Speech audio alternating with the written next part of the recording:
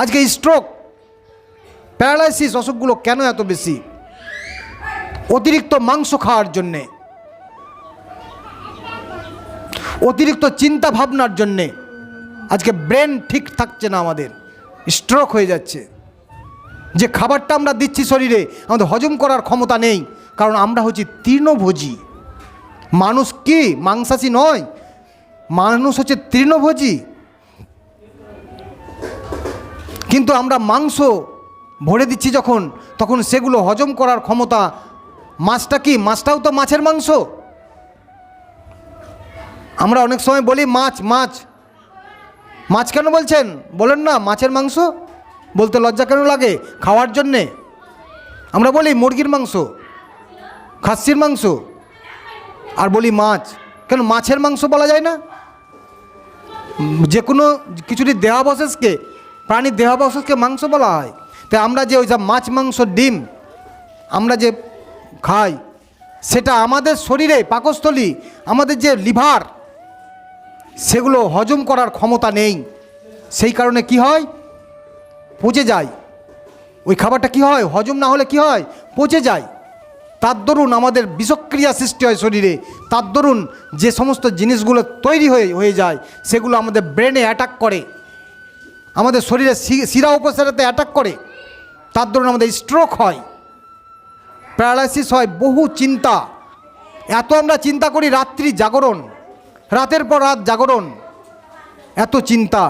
তাই এই যে বহু চিন্তা এবং অনাহার, এই সমস্ত কারণে, এবং আমাদের মাংস ডিম, মাছ মাংস ডিম খাওয়া, এই সমস্ত কারণে আমাদের ঘুমের ঠিক নেই, আমাদের জাগরণের ঠিক নেই, কর্মের ঠিক নেই, প্রচুর কর্ম করি, এই সমস্ত কারণে আমাদের কি হয়? অসুখ হয়, দুঃখ হয়। তাই এই দুঃখগুলো বিনাশ হয়ে যাবে। ভগবান গীতাতে বলেছেন যে যুক্ত আহার বিহারস্য, যুক্ত চেষ্টস্য কর্মস্য, যুক্ত স্বপ্নাববোধস্য যোগ ভবতি দুঃখহা। দুঃখ বিনাশ হয়ে যাবে। কিসে দুঃখ বিনাশ হবে? যদি আমরা পরিমিত খাবার গ্রহণ করি, মেপে, যদি আমরা পরিমিত বিহার করি, খরচ করি, এবং আমরা যদি কর্ম এবং প্রচেষ্টাটা হিসাব করে করি, আর যদি আমরা ঘুম এবং জাগরণটা হিসাব করে করি, মানে ঘুমটাও বেশি হবে না, আবার জাগরণটাও বেশি হবে না, হিসাবে, তবে আমাদের কোনো দুঃখ থাকবে না। এটা গীতায় বলেছেন ভগবান। পড়ুন আপনারা গীতা। গীতাতে আপনারা প্রত্যেকটা জিনিস পেয়ে যাবেন। আপনি কি করে চলবেন, কি করে আপনার শান্তি হবে, কি করে আপনার মঙ্গল হবে, কি করে আপনার দুঃখ বিনাশ হবে, কি করে আপনি সমাজে ভালোভাবে থাকবেন, কি করে আপনার ধন সম্পত্তি হবে, কি করে আপনার পাপ ক্ষয় হবে, কি করে আপনার উদ্ধার হবে, কি করে আপনি আপনার যে কোনো বাধা, চলার পথে যে বাধা আসছে, সে বাধা অতিক্রম করবেন। কোনো তান্ত্রিকের কাছে যেতে হবে না, কোনো তান্ত্রিকের কাছে যেতে হবে না। আপনি গীতা পড়ুন, সেখানেই লেখা আছে, ভগবান সেই মন্ত্রটা বলে দিয়েছেন, কোন মন্ত্রটা পড়লে আপনি বাধা বিপদ অতিক্রম করে নেবেন, বলে দিয়েছেন।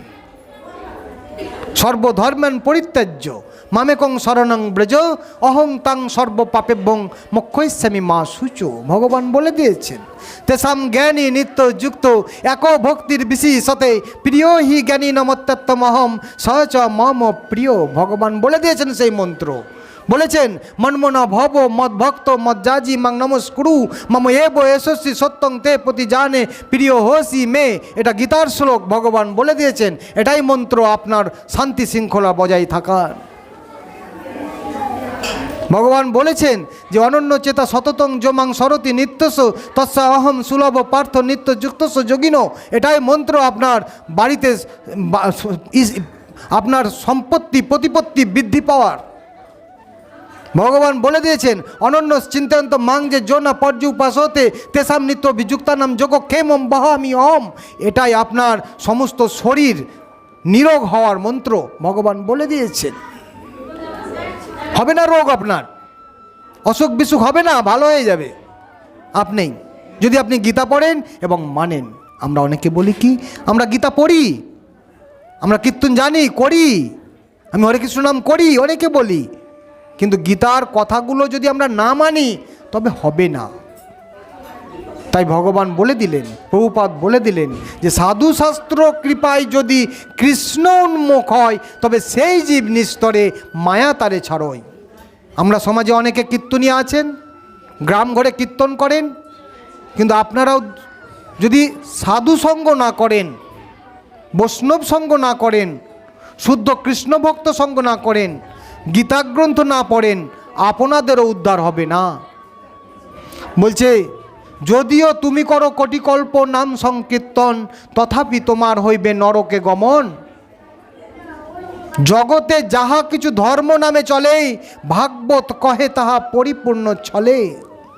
তাই আপনারা যিনারা গীতা গ্রন্থ পাঠ করছেন, আপনারা সদর্পে দৃঢ়তার সঙ্গে মানুষদেরকে বলে দেন এই শ্লোকগুলো, যে শ্লোকগুলোতে মানুষদের নিরোগ শরীর হবে, শান্তি শৃঙ্খলা হবে, পাপ থেকে মুক্তি পাবে, বাধা বিপত্তি অতিক্রম করবে, সমাজে শান্তি শৃঙ্খলাভাবে বেঁচে থাকবে, বাড়িতে ধন সম্পত্তি প্রতিপত্তি বৃদ্ধি পাবে। সমস্ত শ্লোক মানে সমস্ত কিছুরির মন্ত্র ভগবান শ্লোকের মাধ্যমে বলে দিয়েছেন, যেতে হবে না কোনো তান্ত্রিকের কাছে।